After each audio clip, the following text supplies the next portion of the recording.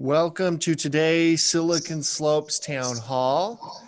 I appreciate everyone for being here. For those listening, if you would, those who are on this call, if you could please mute your mics as we move forward here. I just want to give a quick update. As you can see on the screen, Domo has come up with a coronavirus tracking tool. For those who don't know, Domo is one of our great Silicon Slopes companies.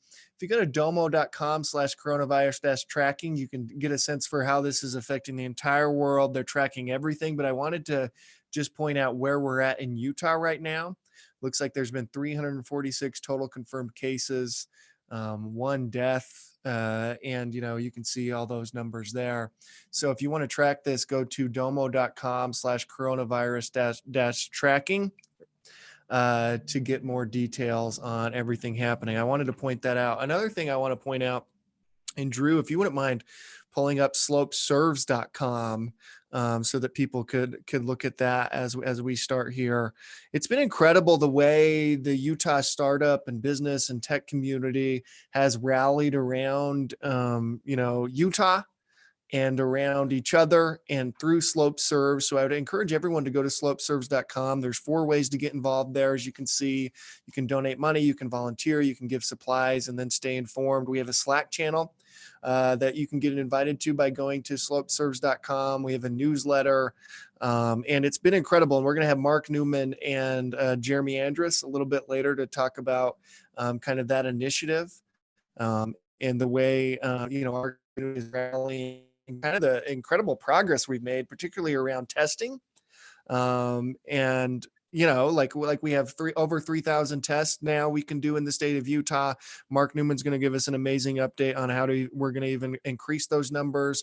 We're trying to get PPE, which is personal protective equipment, to medical personnel currently, and that's going really well. There's ways to volunteer, so go to slopeserves.com. I would encourage everybody watching this and everybody on this call within Zoom to share out slopeserves.com on your various social media channels. I think that would be super helpful. And again, check out Domo and domo.com/coronavirus-tracking to track what's happening within COVID.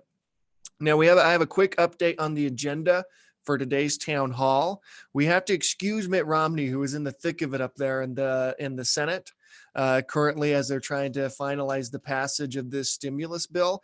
I do want to say one thing about our Senator Mitt Romney. Yes, I'm sure a lot of you saw the tweet coming from our president today about his negative test around COVID-19. I just want to say real quick, one, congratulations, Mitt. So glad you don't have COVID-19. You've been, but far more important, Mitt Romney has been an unbelievable leader during the COVID-19 pandemic. I'm proud to call him a senator. I think he's just been, his voice and his leadership within the state of Utah has been invaluable, and he's been invaluable to the Silicon Slopes business and tech community, and I think to all Utahns during this time and during his tenure in the Senate. And so I just want to thank him while he's not on this call. I always thank him when he's on this call, but I just think even more so today when he's not on this call, when he likely won't hear it. I just want him to know, and his staff and all of you to know how critical Senator Mitt Romney has been during all of this, and thank him for that. So quick update, he's gone, working on this stimulus package, but I want to start this call with Angela Dunn, Dr. Angela Dunn, who's the state epidemiologist. I probably just said that wrong. I don't know how to say words, from the Utah Department of Health. Dr. Dunn, can you give us an update? Sure. So it's epidemiologist, but most people can't pronounce it. I know. I'm sorry. It's so hard. I can't pronounce anything. No, and that's a particular doozy. So as you saw on the Domo website, we also have our own tracker with the data from our surveillance system on coronavirus.utah.gov, and it shows very similar data. We're just at over 300 cases in Utah so far. Actually, write that down. So 346 cases today, and our testing capacity has increased drastically. So we can test 2,600 Utahns a day, hoping to get that over 3,000 by the end of the week.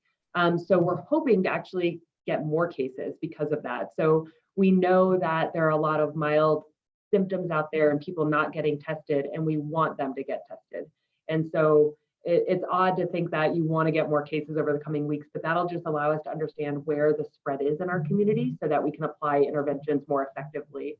And so currently, the vast majority of our cases, 85% of them, we're able to identify exactly where they got their infection.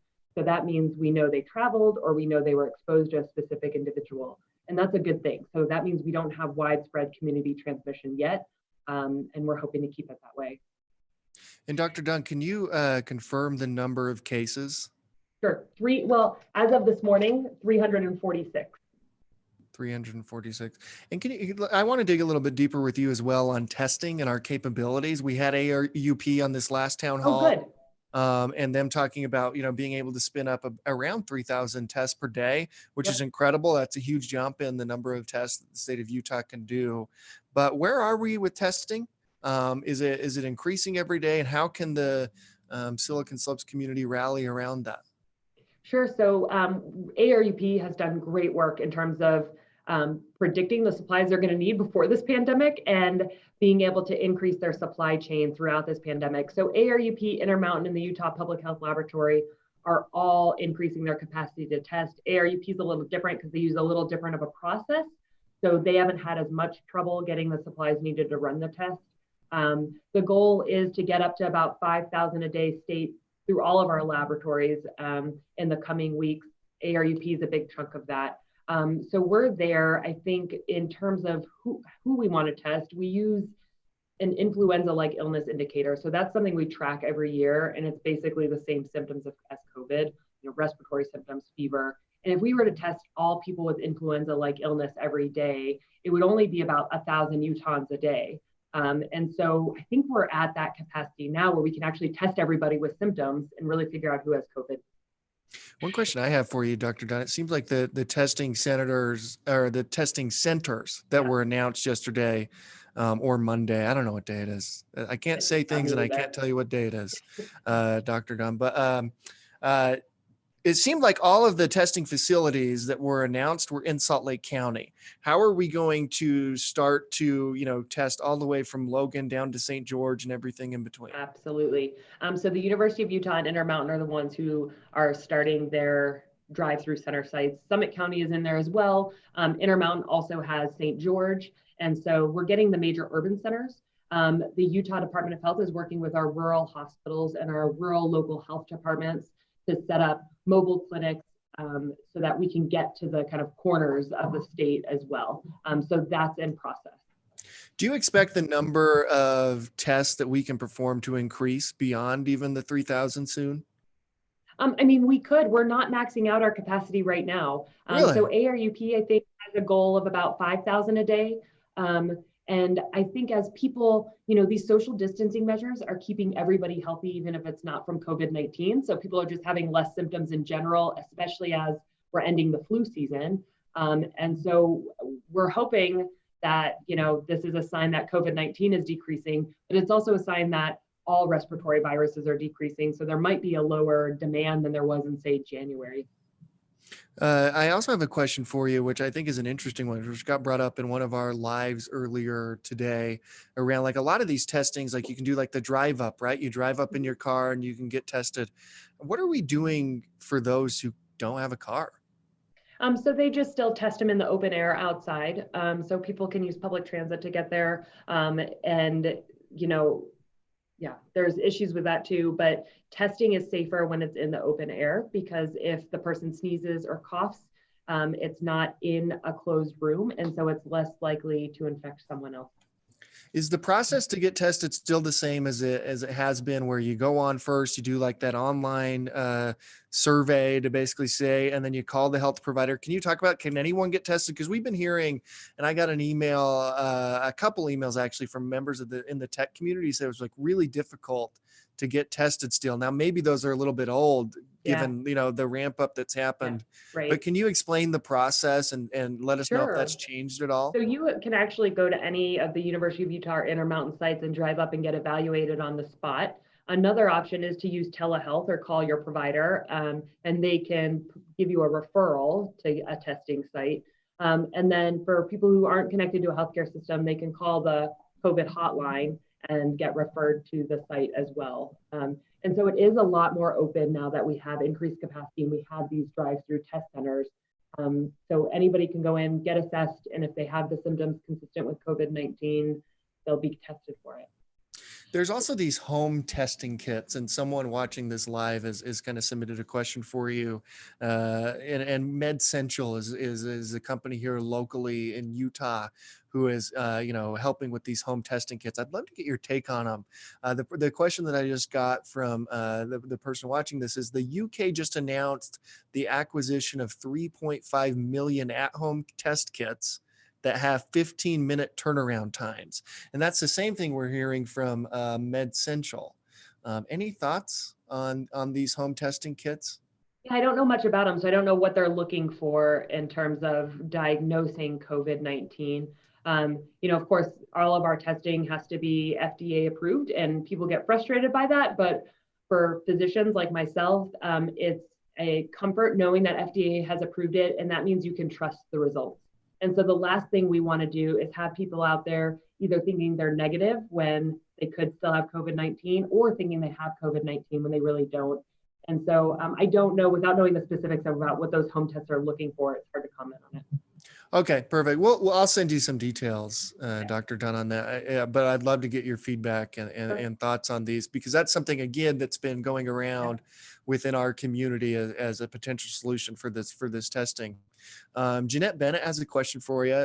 She runs Utah Valley. She runs Utah Valley. Let's just say that. She runs the whole valley of Utah. She says, what role could strengthening our immunity systems play? Should emphasis be placed on taking vitamins and other immunity boosting supplements so we can fight the virus if we get it? Yeah, I mean, common advice that we give for all respiratory virus is that the healthier you are, the more likely you are to be able to fight off the virus on your own. And this is especially true for COVID-19. We know that those most at risk for serious outcomes have other things going on with their health. So the healthier you are, the more likely you are to have mild symptoms. So it's always a good idea to take care of yourself. What about this medicine that President Trump is touting? And also, like our President Adams, actually, I'd love to have you weigh in here as well, our Senate president. He had a press conference on Monday about this that I was fortunate enough to join. What are your thoughts on that? So there are several antiviral medications and antibiotics that are being looked at as potential mitigators for COVID-19. And I know there are scientists across the country doing these in controlled settings. And I think that's very important to further this research and do it quickly. But in these controlled settings is so important because we don't know how these medications react in a body that has COVID-19. And those risks can be very serious. So it's really important that they're under the control of a physician while these are going on. And that is being done. Even our own University of Utah is part of these NIH-funded trials. So hopefully we'll get some answers soon. Dr. Dunn, stick with me for just a second, but President Adams, I'd love to have you give us an update on from your press conference and what you've been working on. Sure, and can you hear me? Yeah, we can hear you. I got you. So great. One of the challenges with any type of a drug is that we're looking for FDA approval. So COVID-19's only been around since December, so there's not really a lot of, you can't have a 10-year study on something that's only been around for 6 months. So one of the things we've seen, and Dr. Dunn's really aware of it, is that there's an existing drug, it's an 80-year-old drug, that hydroxychloroquine, that has shown some promise. France looked at it. I just saw a study that was done in February in China where they actually added it to their FDA list in China to treat it. The problem is that the virus hasn't been around long enough to really get data. So we don't know if it works or not totally, but an 80-year-old drug, you kind of know some of the risk with it. It has some risk, but it's fairly safe. I know people who've taken it because of arthritis through his pregnancy. And anecdotally, I've seen people, I have friends that have taken it with COVID-19 in Texas and recovered. And again, the scientific studies and the all those type of things probably aren't there yet, but we're only going to know if they were there yet if we prescribe it. And right now we've got an economy that actually is struggling. And if we're able to bend the curve, and one thing that we're hearing about hydroxychloroquine is that it actually has a tendency perhaps to bend the curve. And what it does is it strikes at the respiratory problems. And my understanding is most people go into the hospital, not because they have COVID-19. We know there are some that have very minor symptoms with it, but it's when they have those respiratory problems. So if we don't have to have the PPE, the mask, the emergency room overrun, if we can keep people from having respiratory problems so they don't have to go in the hospital, we can actually keep those healthcare providers focusing on those that need the most care. So I don't know if it works, but I think it's surely worth looking at. President Adams, I have one more question for you, if you could stay on in a second, but I want to go to back to you, Dr. Dunn, on that particular medicine and whether Utah, views it the same way, and whether you view it the same way as President Adams just said, and are we running trials on that as well? Yeah, so that is part of some of the trials being done at the University of Utah and nationally. It is hard because, like President Adams said, COVID hasn't been around for a while. When they try to use chloroquine, for example, when chikungunya was having an outbreak, the chloroquine seemed to work really well in vitro, and then they tried it in vivo with somebody who had chikungunya, and it actually made that person a lot worse. And so that just points to the need for this to be under the care of a physician. And I know there's physicians in Utah looking at using this, especially for those patients who are suffering in the hospital. And we need to really try everything we can to help them out.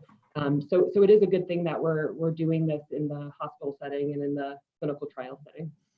Dr. Dunn, another thing that's been, going around a lot within our community over the past 24, 48 hours is whether or not the state should issue a shelter-in-place order like they have in other states. And as I understand, they just did in Idaho. Is that something that you think would be helpful at this time? Yeah, so we're actively in those discussions with our local health departments, looking at our data specifically, and then in the smaller geographic areas where we're seeing hotspots, and determining, looking at how this has worked in California and New York, and seeing kind of if that would help us bend the curve at this point in the epidemic. No decisions have been made, but it is something that we are constantly reevaluating, because we're always looking for kind of what are those next steps in the response. So yeah, it's always on our mind. President Adams, I had the same question to you. Are those conversations that you're having? Do you think that makes sense for Utah to issue a shelter-in-place order? I hope we don't have to do that. Our economy, it's such a balance. Right now we've lost one person, and again, in Davis County, that was traumatic to see. But I'll tell you, we lose all the businesses in the states, and you're going to probably see some psychological, emotional, even suicides come from that. So it's a balance to see what we do economically and what we do medically.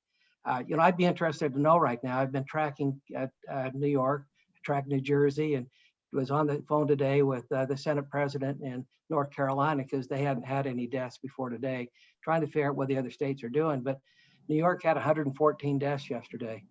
Today, they're tracking, at least the last data I saw, with 14. Man, I hope that stays. I hope it's a good day for New York. I have no idea. They said they were going to start to roll out hydroxychloroquine. I don't know if they did it in a big enough sample. I have no idea what they're doing. But I think we ought to try to do everything we can do to try to keep our economy going and actually keep people safe. And keep people safe is obviously one of the biggest items we have to deal with. But that, I think, has a lot broader connotation than just shelter in place. That would be a last resort for me. President Adams, is there talks of a special session to address COVID-19? Oh, we'll have a special session for sure. Our economy is really challenged right now. Unemployment claims are way up. Yeah, I mean, we're seeing the federal stimulus come, but our budget is going to be, our budget reflects the economy. We're going to have a special session, and COVID-19, I'm sure, will be part of it. What about the rainy day fund? It seems like that's a good use. Right now is a good use for the rainy day fund. We have a rainy day fund. We just don't have what I would say is a a total, beyond a rainy day, a typhoon fund or a hurricane fund. Right. Right.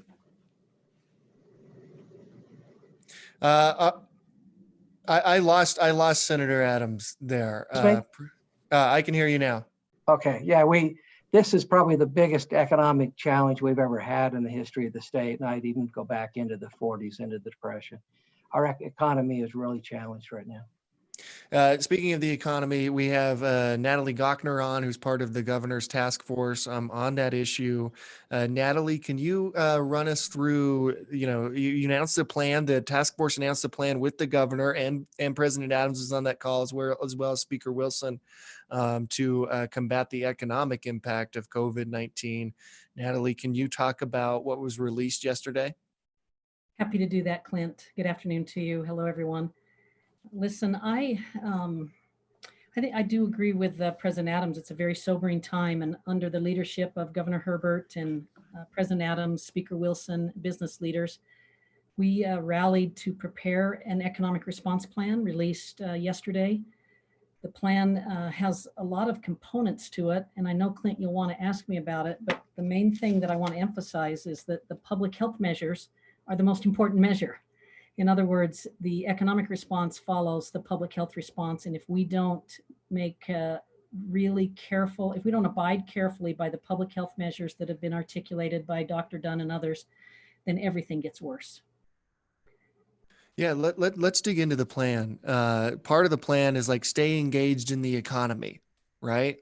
And I had Derek Miller, who's the chair of this particular portion of the task force, on a little bit earlier today, and I asked him what this meant. Like, what does it mean to stay engaged in the economy? Yeah, well, okay. I mean, we have an economic challenge before us, and we all have things we can do to do our part to help. And it's everything from continuing to buy where you can. It's everything from doing the things that help your household businesses, whether it's refinancing your home or doing what you need to do. A lot of times it can just be, being more positive about what's to come, so that we don't have more than we need hit to consumer confidence. And so we phrase the term "stay engaged" with the idea that look for any way you can to be a part of this recovery. And Natalie, have you ever seen anything like this? What we're experiencing right now? Okay, certainly this is unprecedented in terms of the shutdown of an economy, but I'm more optimistic than others, and I'll say it in this way. We've been through 2 recessions in the last 20 years. I was working in state government when 9/11 happened. We were hosting the Olympics a few months later. We also had the .com collapse in the same time frame. And people sometimes don't like to talk about it, but we also had a post-Olympic slowdown because we accelerated so much activity before the games, which means you don't get it after the games. It felt pretty awful at the time. Jobs actually contracted in our state, first time in 37 years on a year-over basis that we had fewer jobs in one year than another. And that was just the .com recession, a few years, but we recovered, and we did so in a robust way. We went through the Great Recession, and I won't belabor that. Everyone remembers that well. But after coming through that, we've had the longest sustained expansion in our state and national history. So, economies suffer, but markets correct, we adapt, we get through it. Whether this is 6 months, 9 months, 12 months, 2 years, we're going to get through this. Let's put our best talent and efforts to it. A big part of the plan that was released yesterday, Natalie, was around testing and how important testing is going to be here, so we know who has it and we know who doesn't. Can you give us an update from your perspective? Like it sounds like from Dr. Dunn's perspective, we're doing great. We haven't hit capacity on these people needing tests. Can you give us a sense for why testing is so important? I can. I'm the wrong person to speak in detail about the testing on transmission rates and the public health measures, but I'll give you this perspective. I was just on a call with Dr. Good from University of Utah Health. He was briefing the senior University of Utah leadership team about ARUP and their testing, and about the in-car testing sites and the surge planning that's occurring and the dashboards that are in place. We have an amazing public health infrastructure in this state. Intermountain Healthcare, University of Utah Health, the Department of Health, the social, cohesion and good citizenship of our residents.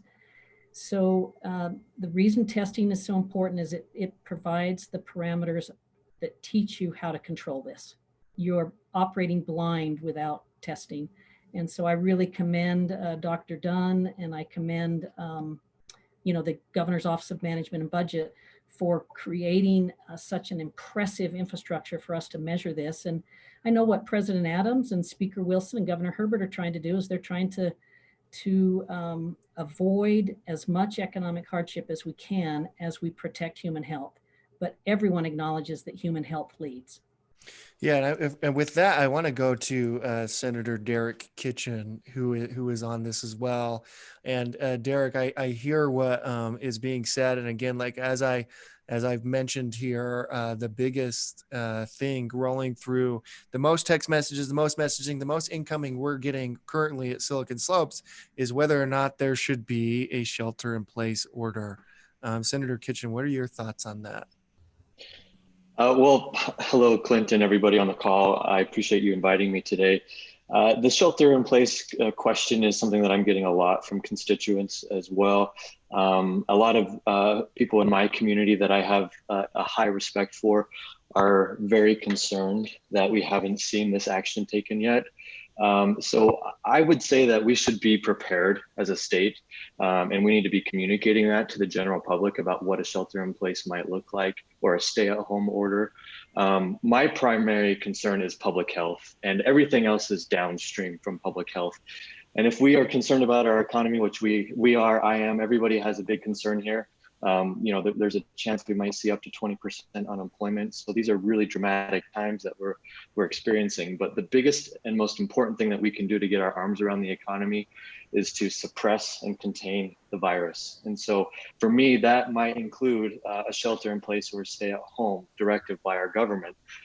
So we do need to be prepared for that. Looking at what our neighbor states like Idaho and Colorado and Nevada are doing, I think that those are indicators. So I would say that, yes, we need to be moving in that direction soon. Senator, in addition to being a senator, you're also a small business owner who had to furlough employees recently. And we had an in-depth live discussion on this, which I would encourage people to watch. But briefly, could you explain the impact that this is having on small businesses and the impact it's had on your business? Thanks for the question, Clint. And yeah, this has had an enormous impact on businesses of all sizes up and down the chain. And so this is definitely going to leave a mark in our community and in our economy, broadly speaking. I had to lay off 30 employees. Whether or not my business is going to be solvent going forward is a big question. I would love to be able to just go dark for a few weeks while we figure out this public health crisis and then power back on, but it's not that simple. I've brought all my expenses down, but I still have things like rent. I still have to pay for things like security. I still have a number of expenses that will just make it doable. And right now I'm begging and pleading with my landlord to give me some leniency here. But when you're dealing with, venture capitalists in the Midwest that may not have the same experience here, it's a bit of a challenge. So my hope is that an employer like myself has the capacity, but we were the front lines of this virus, and we were the very first to be impacted and shut down by county and then state directives. And so it's a big concern. I'm trying to figure out how we approach this from a public policy standpoint, but also trying to figure out how to tend to the 30 employees that I furloughed and all the emotional and life concerns that come along with that, because these are family members as well as employees for me. It's small business, right? Right. Natalie, I want to go back to you just on that question and how businesses like Derek's will be helped on this with this state plan that was rolled out. Yeah.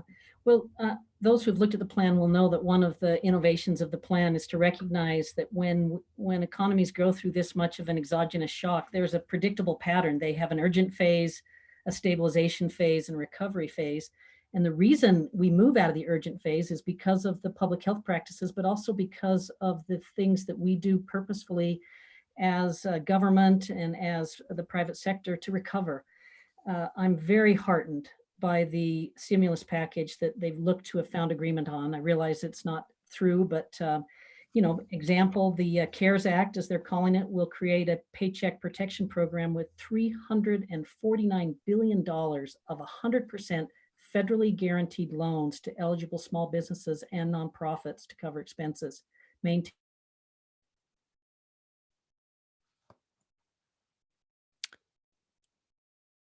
I think, Natalie, you just froze on us. I'm going to move to, until we can get Natalie back, I'm going to move to Mayor Sorry Mark. about that. No, you're fine. We'll come back. We'll come back to you here in a second. Thanks, Natalie. Sorry you froze on us. We have Lehigh Mayor Mark Johnson with us. Mayor Johnson, I want to get a sense for, we've had Mayor Mendenhall from Salt Lake City on. We've had Mayor Kafusi. I would encourage mayors of all cities in Utah to reach out to us to be a part of this. But I want to get a sense from you, kind of being at the heart of Silicon Slopes, how this is affecting Lehigh. Well, I appreciate an opportunity to speak to this, Clint.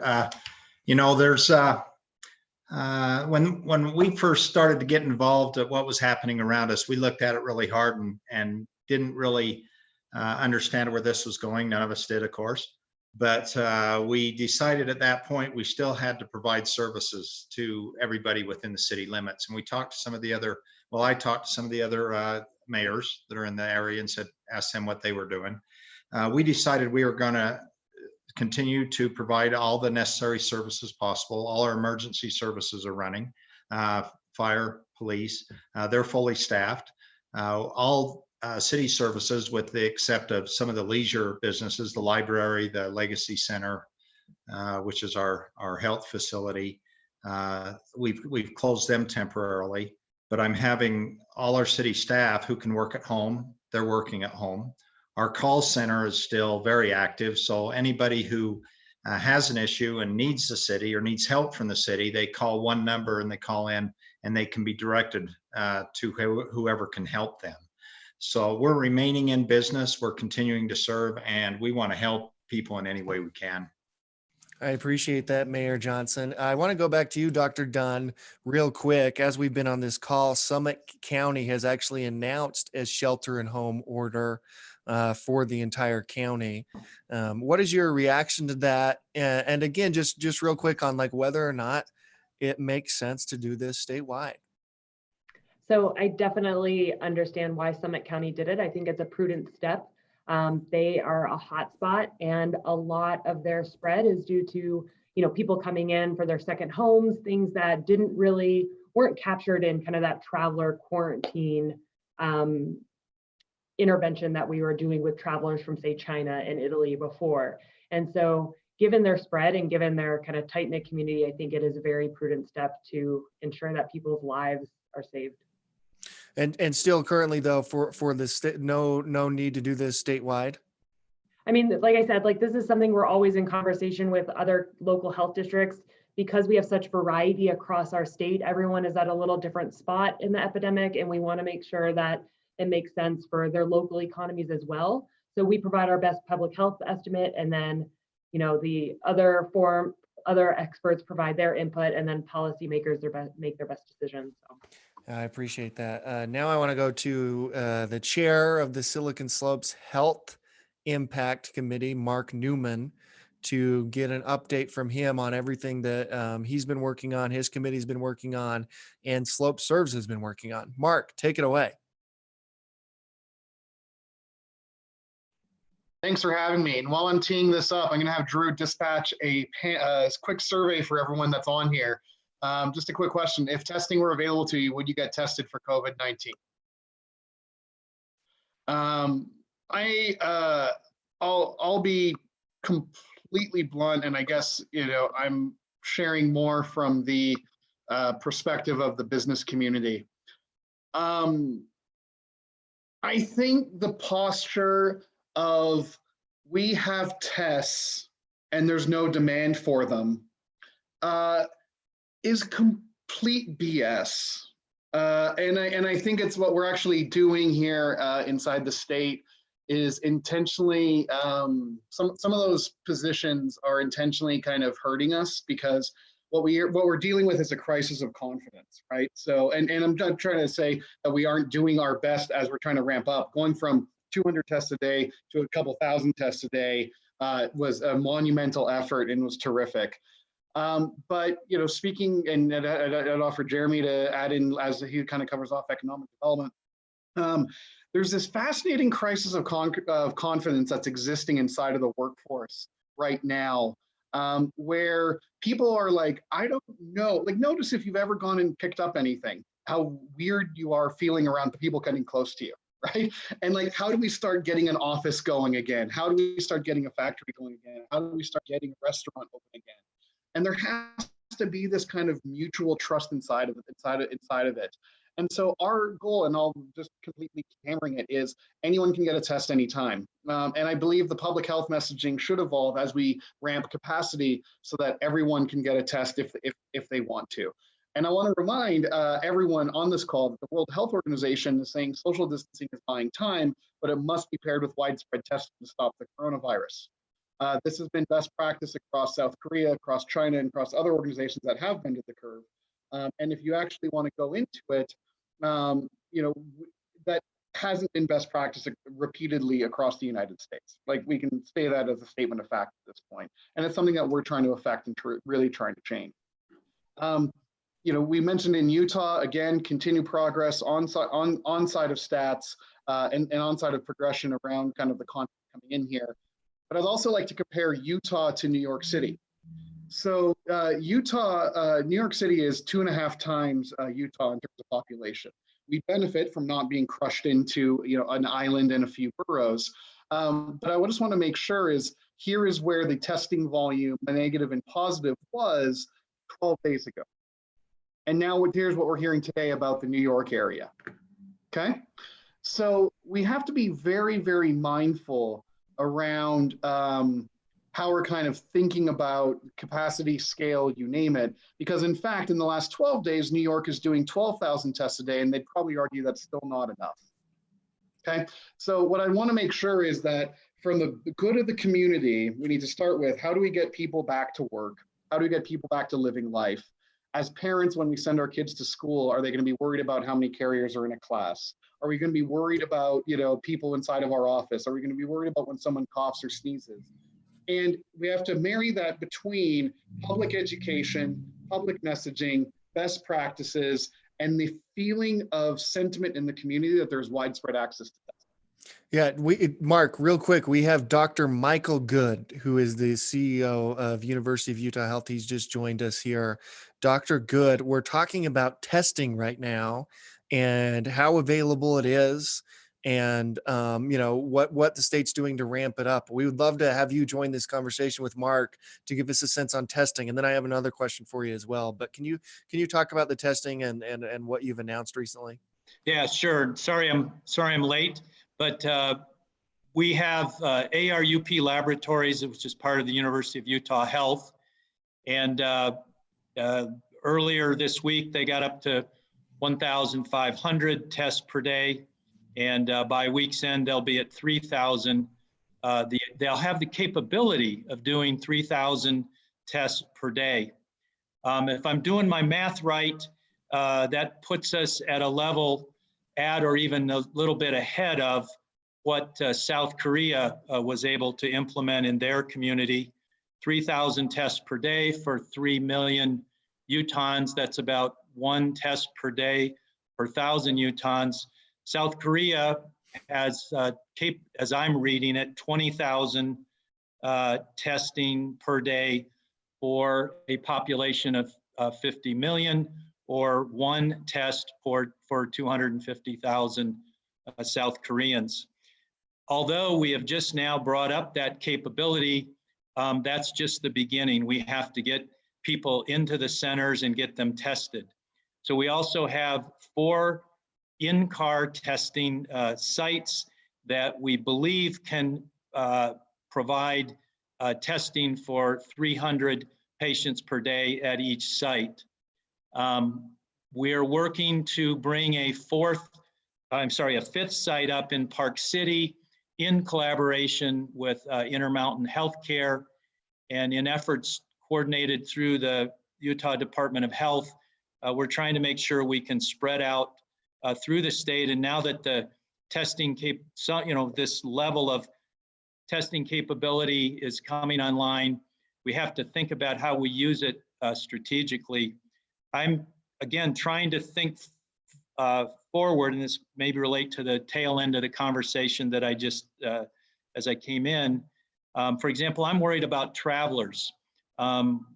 We're running a lot of models through our epidemiologists, and it looks like as many of 50% of the cases we've experienced so far can be epidemiologically traced back to travelers that entered Utah and brought coronavirus with them. Just as 9/11 changed the way we board airplanes, those of you that remember how we got on airplanes before 9/11, and now things like TSA, pre-check, clear, and we all know, no more than 3.5 ounces of liquids or gels. I think I'd like us to really start thinking about tourism is so important to this state and to our economy. So we should be getting out in front ahead. We're dealing with the upside of this infection wave, but even on the downside, the need to continually the continued surveillance and testing, until we have better and more effective treatments, the testing and isolation is going to be a key part of our public health strategy. We need to be able to identify the individuals who have coronavirus and isolate them. So Utah's, we're getting there. We need to focus on the processes that get the right people into the testing centers. And we absolutely need to continue to build our testing capabilities so that we can get on top of this thing, but also continue to be on top of it in the months that come ahead. Dr. Good, as we've been on this call, and as I'm sure you've seen, Summit County has announced a shelter-in-place order for all of Summit County, and the questions swirling around, our community and our state over the past 24 hours is, should Utah as a state broadly issue such an order? And we've had, all sorts of various answers on this call so far. What is your recommendation? Yeah, well, so I've been on chats and Zooms all day, so I'm perhaps not up to date on that. We're all struggling with challenges between public health measures that will minimize the impact of this virus on our community. And the stakes are high, because if we guess wrong, many people will die. And if we guess wrong the other way, we'll disrupt our economy in ways that we probably don't even fully understand right now. So I'm staying focused on the things that I know that we, like I said, we can run 3,000 tests a day, and we're not running 3,000 tests a day because we're not getting the samples in. Granted, we've only had the added capability for 2 days. And whether we shelter in place for a little while, and that is one way of making sure we reduce person-to-person transmission, we can't shelter in place forever. And so, I'll work with other experts in figuring out the short term, but I think Utah can come out of this thing better, faster, stronger, quicker if we start thinking about the new normal. What does new normal look like? I go back to my airline analogy. When for whatever reason our bag doesn't pass through the scanner, they rub the wand on it and put the little disc in the testing machine. If this virus continues to enter communities through travel, and travel is so important to our state, let's get out in front of this thing and figure out what the TSA equivalent is of individuals coming into our community. I do know we've been talking a lot. That's why we're trying to get this Park City testing site set up. And if I understand the epidemiologist correctly, the things going on in Summit County are epidemiologically traced back to travelers who entered our state. We are right now, do we know how many individuals from New York are arriving in our state? And what are we doing with those individuals? I think you understand what I'm saying. Right. Mark, I want to go back to you. Dr. Good, it'd be good to have you stay on here because I'd love for you to see what Mark's been presenting here. And Mark, if you even have some questions for Dr. Good, that'd be great. But I want you to be able to keep going. I know you have a hard stop here soon. You're still on mute too, Oh, Mark. perfect. Okay. So again, everything we're here and focusing on is getting Utah back to work. You know, somehow, some way, we need to marry together the realities of public health with the realities of business in terms of how we are driving this economy and surviving here. You know, airport testing, kind of those types of programs. Each one of us has people that are traveling and a required part of their job is traveling. We'll be able to figure this part out. But test anytime, more access to meds, more access to treatment before you get to the ICU, and low cost and accessible to everyone. I just want to go through some of the barriers that we have experienced, and this is something that exists, and this is purely as guidance across technology sector right now, as well as inside of the healthcare community. You know, everything has changed in healthcare in the last 30 to 45 days. I couldn't even only imagine being in the position of Mark Harrison and Dr. Good, or I guess Dr. Harrison too, of sitting in the seat wondering, like, okay, is the world blowing up? Is the world melting down? Do we have space? Do we have beds? And we're kind of going through it. What we've noticed, though, and this is purely for perspective of insight, is that there are so many fascinating parallels to the technology industry 15 to 20 years ago that I think are incredibly informative for how we could actually drive a strategy going forward. The demand for testing part, I will just completely disagree with, and I'll do that vehemently. We've had 65% of the survey respondents say that they would like to get testing if they can. Now, are they symptomatic? Not necessarily. There's concern, though, about asymptomatic people, and the asymptomatic people are driving the crisis of confidence in terms of returning back to school, returning back to work, right? So we have, again, a different nuance around how we're trying to worry about this. But as we've really kind of gone into this around proprietary machines and that group of it, what we realized is like healthcare is software 20 years ago. There's actually this dynamic as we approach this from a public health perspective of mapping together the fight between Windows and Linux and data centers and AWS that actually parallels around how we're thinking about healthcare and our approach here. Windows was a closed loop system, closed centers, closed facility, closed licenses, closed this. You had to use our licenses for, you have to use these certain cartridges that are only in existence in a short supply nationally to be able to run tests. Where Linux was open source. Every one of us on this phone call from an AWS perspective, Amazon Web Services, for those that aren't familiar, transformed web-based businesses and made it so we didn't have to spend $10 million on data centers. We could start up with a credit card and spend $200 on hosting. And we realized that to bring Utah back to life, we need to open source healthcare. As we've kind of tried to launch the Silicon Slopes testing initiative, we've uncovered a number of various tendencies, or critical dependencies: masks, gloves, suits, face masks, swabs, tents, transport kits, CLIA labs, reagents, PCR machines, negative pressure cabinets, mobile covers, doctors, nurses, codes, approvals, you name it, every single one of them. And so we went to work, and in the last 10 days, has mobilized every single resource we possibly can, distributing out to organizations, connecting them with the state for acquisition, leveraging supply chains that weren't available before, and exercising the notion that we've talked about around open sourcing. And I believe that's really the approach as a community we can take, where we say, okay, to get volumes up, we need these critical elements in the flow, and let's not be dependent on any single machine, provider, test, company, et cetera, to be able to do it, to be able to kind of unlock those volumes. This is Slope Serves at its best. This is doing everything we can to help the community, and we've been absolutely rocking on this. So in terms of the private sector driven initiative, we did our first test today. We are incredibly excited about that.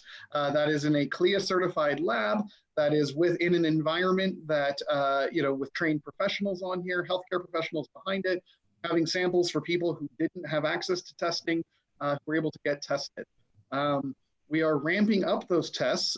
We set up five parallel machines, again, in a CLIA certified lab environment. Here's how it's set up, trained professionals, lined up the entire supply chain. Our goal is to be working in tandem with the efforts of ARUP and IHC in the state to broaden access points. So we're starting first in Utah County and want to bring it to the other ancillary areas to be getting to potentially 1,000 plus to 3,000 tests a day as well on this.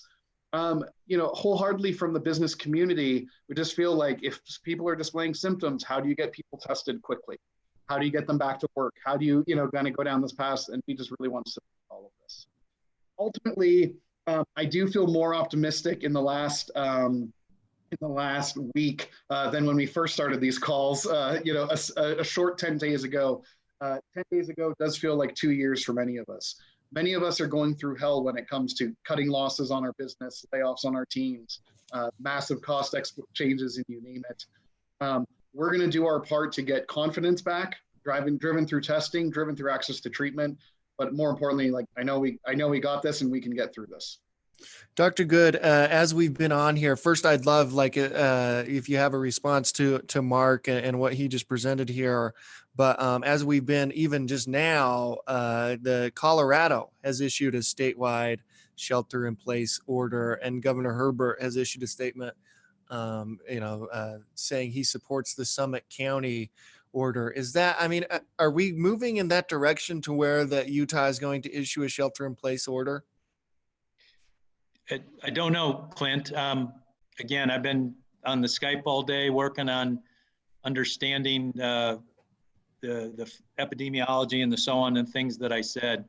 If shelter in place is what we need to do in the short term, I'll work with others and officials public health officials and so on. But we're not going to shelter in place forever. And so I think the faster we can get both testing, and I'll link it then to the last presentation, the faster we can get testing, reliable testing available, number one.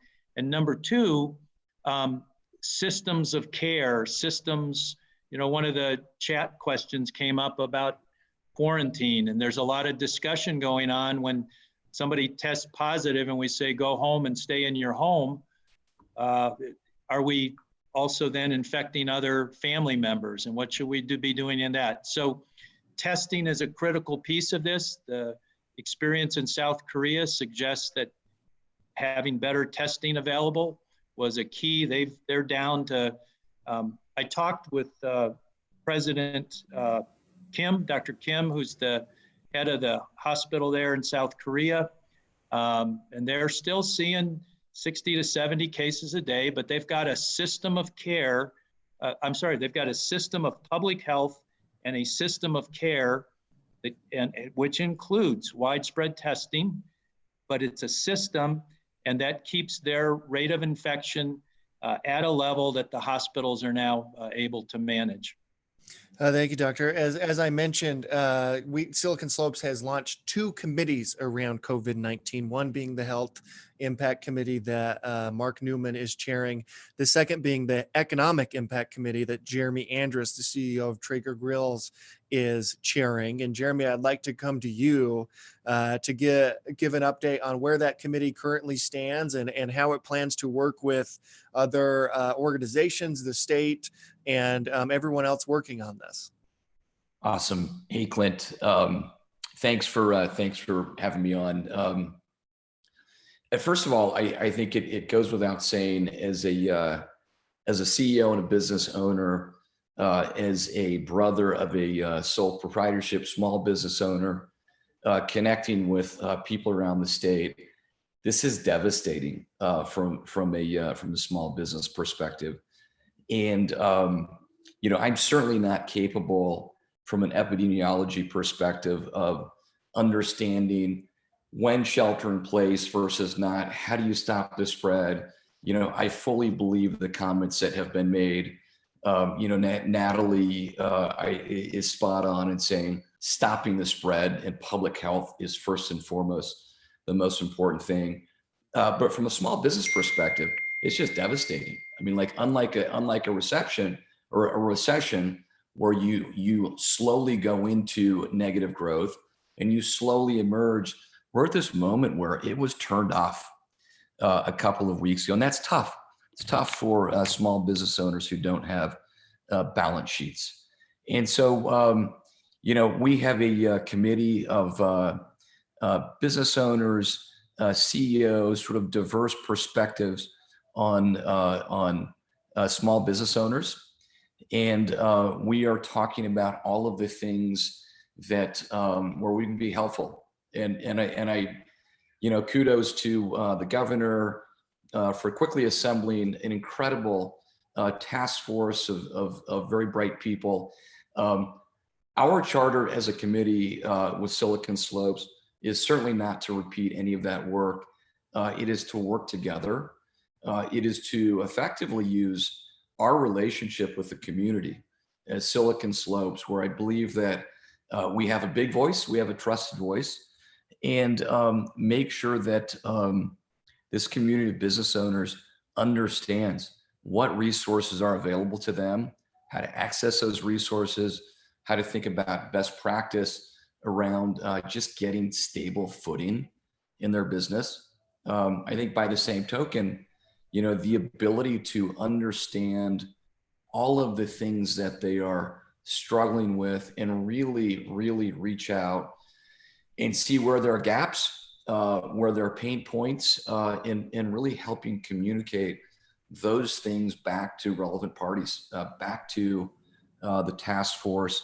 We've got to act fast. We don't know how long we're going to be in our homes, not shopping, not eating out, not taking care of our employees. But that model doesn't work, and we've got to figure out how do we act quickly. And that is what we're focused on.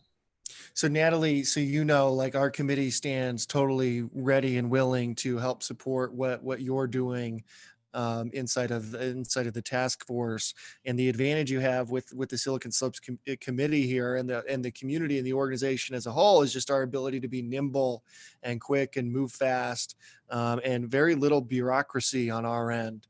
So we stand with you, Natalie, and Derek, and I know Steve Starks is also on this call as you're doing this. And Jeremy, like I mentioned, is chairing this with a bunch of other leaders. Jeremy, real quick, there's so many small business owners watching this right now. There's so many CEOs watching this right now, wondering how they're going to, make their next payroll, wondering how they're going to, support their team and lift their team and guide their team during this time. What advice do you have for them? Look, I think, as a CEO or as a business owner, first and foremost it's the health of your people. It's their physical health, it's their emotional health, it's a culture of the business that you're running. It's ensuring that people are okay. But then, of course, you've got to think about, things like business liquidity. How much cash do you have? How do you manage it? How do you make sure that you're making smart decisions, but conservative decisions, recognizing that the depth and the length of what we're going through from an economic perspective is it's uncertain. And then I think it's thinking about how do you continue to resourcefully run your business and recognize that business patterns, consumer patterns have changed. How do you understand those? How do you adapt to those? That's what I would think about as a business owner. Those are some of the conversations that we're having. And then I think the other is, there is stimulus that is being passed. There are resources that need to be accessed at a federal and a local level, ensuring that I, as a business owner, understand exactly what those are, what they mean to me, and really that I have the ability to participate in those as soon as possible as one of the pillars of stability in my business. Well, Jeremy, again, I want to thank you for chairing this economic response committee. Love you, brother. I think Absolutely. everyone who, runs a company and runs a small business right now is looking for leadership. And I love the advice that you just gave. That is today's town hall. I want everybody to make sure they tune in. We do these every Monday, Wednesday, Friday at 4 p.m. We'll be sending out the agenda. To get signed up for the agenda, to join the Slack channel, go to slopeserves.com. To get engaged in what we're doing here as a community, as a state, as an organization, go to slopeserves.com. Thank you all. We'll see you Friday at 4 p.m.